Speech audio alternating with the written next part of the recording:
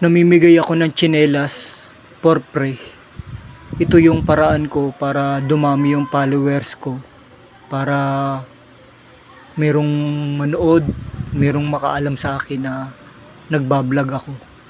Marami pong salamat sa lahat ng followers ko.